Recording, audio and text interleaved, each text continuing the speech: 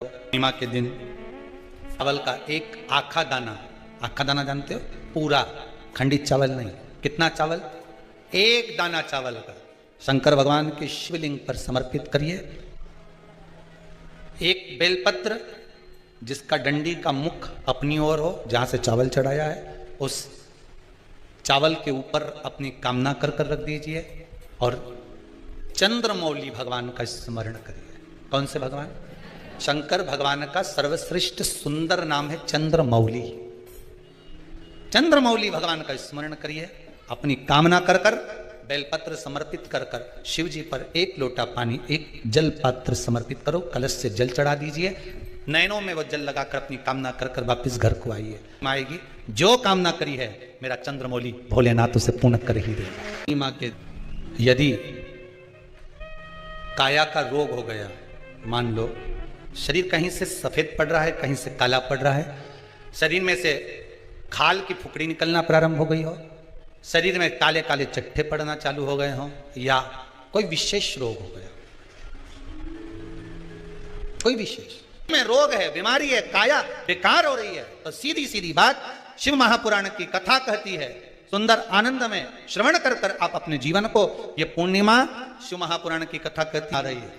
कुछ नहीं करना, पीपल का एक पत्ता, उस पत्ते पर थोड़ा सा चावल, पूर्णिमा की रात्रि को अपने हाथ में लेकर अपने नयनों से लगाकर शरीर पर से स्वयं उतार कर उसको दरवाजे के पास रख दीजिए।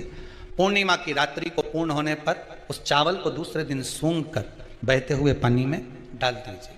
महाराज कितने भी रोग से ग्रसित हो गए, पीपल का एक पत्ता 52,000 ब्राह्मण की साक्षी कराता है। महाराज बहुत ध्यान देना, पीपल के वृक्ष में स्वयं नारायण का, मेरे कृष्ण का वास है। स्वयं भगवान गीता के अंतर्गत कहते हैं कि मैं पीपल का वृक्ष हूं,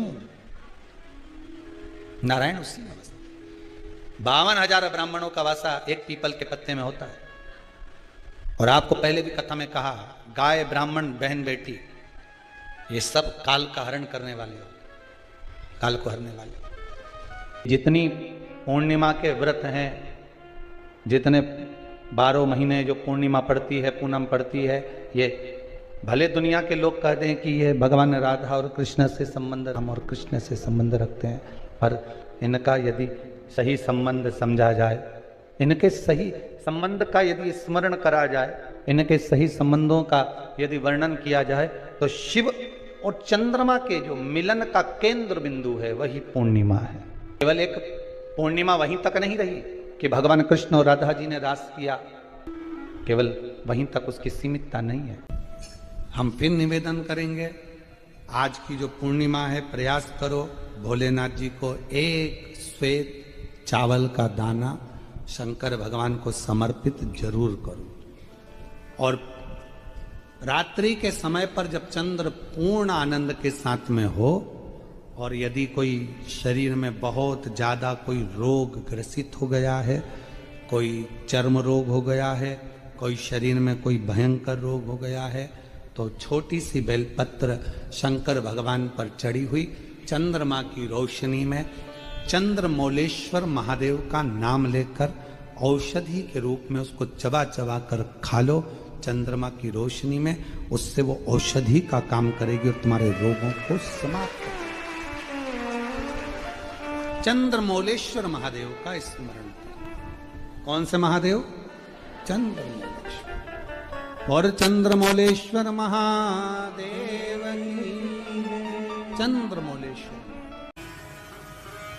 प्रदोष काल के समय पर वट वृक्ष के नीचे दिया लगाया जाता है। वट वृक्ष के नीचे लौंग का मात्र भोग रख दिया जाता है। लौंग मात्र, अगर वट वृक्ष के नीचे दिया लगाकर एक लौंग का जल या लौंग भगवान वटकेश्वर महादेव के नाम से भी अगर शिव को समर्पित करी है, तो ये निश्चित है कि कर्जा कितना भी भारी होगा वो कर्जा चूकेगा जरूर, और कहीं ना कहीं से लक्ष्मी की व्यवस्था देवाधिदेव महादेव करेंगे। लक्ष्मी। पूर्णिमा के कितने व्रत होते हैं? बोलते जाओ, जरा जल्दी जल्दी बोलो। पूर्णिमा के नारियों को, स्त्रियों को अखंड सौभाग्य के लिए जो नारी वैधव्य नहीं होना चाहती है, उस नारी को पूर्णिमा के कितने व्रत करना चाहिए। जिस नारी के यहाँ संतान नहीं हो, औलाद नहीं हो, उसको पूर्णिमा के कितने व्रत करना चाहिए। जिस नारी का पुत्र, पति बहुत बीमारी से ग्रसित हो, लग रहा हो कि ये मेरा बेटा बहुत बड़ी बीमारी में घिरा हुआ है, तो नारी को कितने व्रत करना चाहिए। स्वयं भगवान कृष्ण ने माता यशोदा को द्वापर में भी बताया है कि पूर्णिमा के 32 व्रत होते हैं। कितने व्रत होते हैं? 32।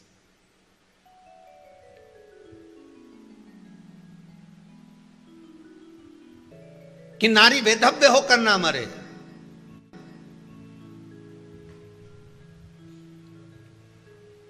उसका पति कोई रोग से ग्रसित ना हो, उसका पुत्र किसी रोग में ना पड़े। अरे भाई, कितना सुंदर संवाद लिखा है। अगर किसी माता का पुत्र मान लो किसी नशे में डूबा हुआ है, कोई नशा कर रहा है और गलत नशा है, आपको लग रहा है कि यह नशे में डूबा हुआ है, आपको लग रहा है कि यह गलत जगह पर डूब गया है, आपको लग रहा है कि मदिरापान में, मांसाहार में या अधिक गांजा आदि का जो भी नशे होते हैं, जितने भी नशे, उसमें डूब चुका है। और माँ उसको समझा रही है, तू नशे में मत डूब, तू इस काम को मत कर, तू ये गलत कर्म मत कर।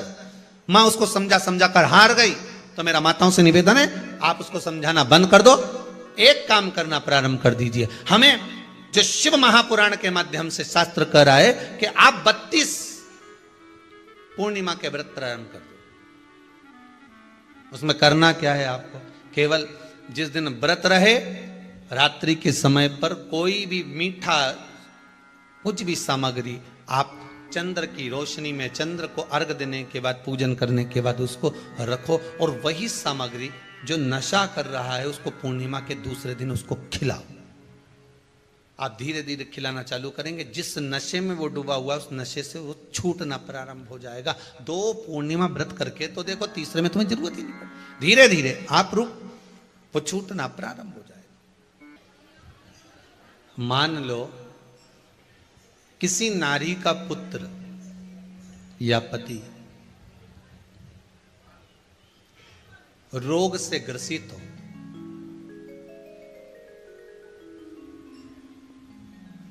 उसके पति की या पुत्र की आयु थोड़ी सी हो, तो हे कृष्ण, उस नारी को कौन सा व्रत धारण करना चाहिए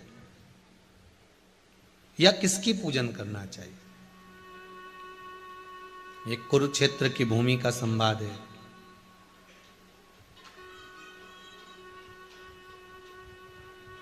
भगवान कह रहे हैं, मां, अगर नारी अपने पुत्र और अपने पति के लिए, उसकी उम्र की वृद्धि के लिए, रोग मुक्ति के लिए, विश्व के ताप को कम करने वाले चंद्रदेव की आराधना पूर्णिमा के व्रत को धारण करती है, तो नारी उस व्रत के प्रभाव से अपने पुत्र और पति की बीमारी को, रोग को हर लेती है।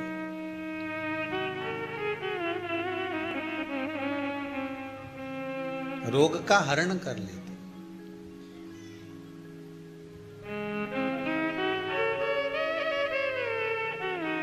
महाराज, जो बच्चा बुद्धि से विकलांग हो, विद्या में कमजोर हो, परीक्षा हॉल में पेपर देते समय भूल जाता हो,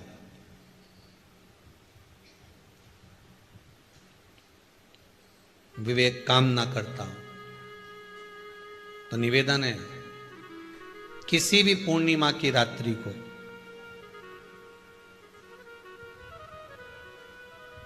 बारह बजे गाय के, गौ माता देसी गाय के जो 4 थन होते हैं, उन 4 थन में से जो आगे के थन होते हैं, 2 पीछे की ओर होते हैं, 2 आगे की ओर होते हैं।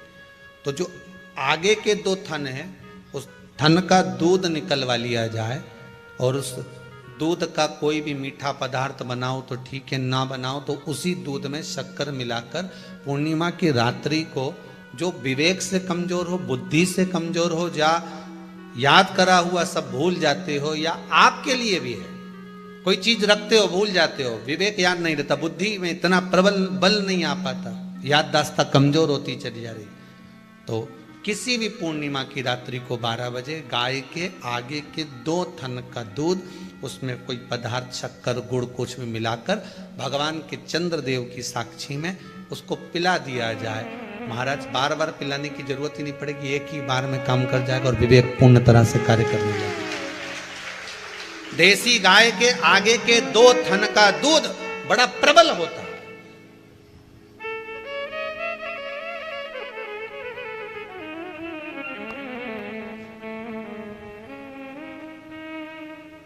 पूर्णिमा की रात्रि को 12 बजे उसका प्रयोग किया जाए। आप उस दूध को निकाल लो शाम के समय, रात्रि के समय ग्वाले से कहकर, जिसके यहां पर देसी गाय हो वहां निकलवा कर उसको रखा जाए, उसका पान करा जाए। महाराज रोग बीमारी में प्रबलता, तो मां यशोदा जी जग कल्याण के लिए पूछ रही है, संपूर्ण विश्व के कल्याण के लिए।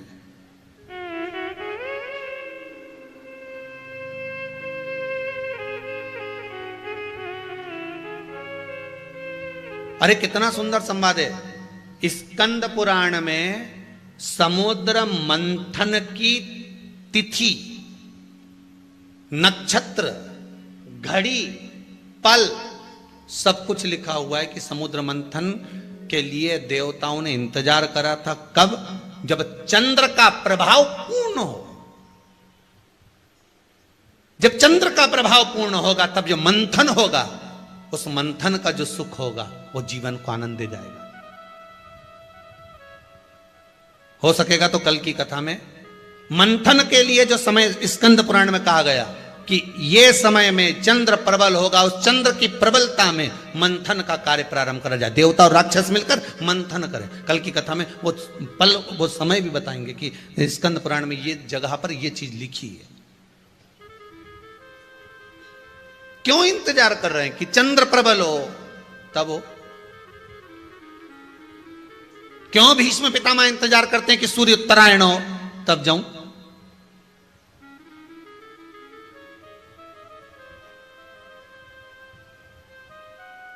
जब देवता 33 कोटि देवता उस चंद्र के इंतजार में रहते हैं कि ये चंद्र प्रबल होगा तब जाकर ये चंद्र यहां पहुंचेगा, तब जाकर हम मंथन करेंगे, तब जाकर वो अमृत मिलेगा और उस अमृत को देवता धारण करेंगे तो वो आनंद पा जाएंगे। तो हम क्यों शरद पूर्णिमा छोड़ें? हम क्यों एक एक पूर्णिमा छोड़ें? एक एक पूर्णिमा के महत्व को जानिए। कोई पूर्णिमा साधारण नहीं है, कोई प्रदोष साधारण नहीं है, कोई शिवरात्रि साधारण नहीं है। 12 महीने शिवरात्रि पड़ती है, 12 महीने में प्रदोष पड़ते हैं,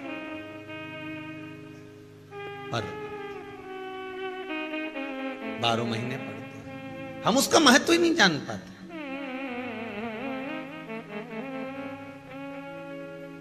कौन से प्रदोष पर क्या करना है, कौन सी पूर्णिमा को क्या धारण करना है, कौन सी शिवरात्रि पर। कई लोगों को तो यहां तक नहीं मालूम था कि भाई श्रावण के महीने में भी शिवरात्रि आती है। वो तो बस लोगों के कि शिवरात्रि का पूजन हुआ, तो उसका स्मरण क्यों छोड़े हम? अगर ये वेद और शास्त्र ब्राह्मणों को दिए गए हैं, ये वेद और शास्त्र विद्वज्जन को दिए गए हैं, तो इसका स्मरण होना चाहिए कि हम निकालकर जनमानस तक ये चीज पहुंचाएं कि हमें इस दिन ये पूजन करना है। उसका स्मरण होना चाहिए।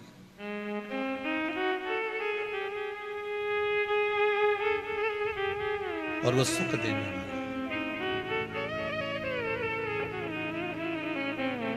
भगवान कृष्ण से यशोदा जी ने पूछा तो भगवान कृष्ण ने कहा, मां पूर्णिमा का व्रत अगर नारी 32 पूर्णिमा धारण कर लेती है तो वो नारी बेधव्य होकर नहीं जाती।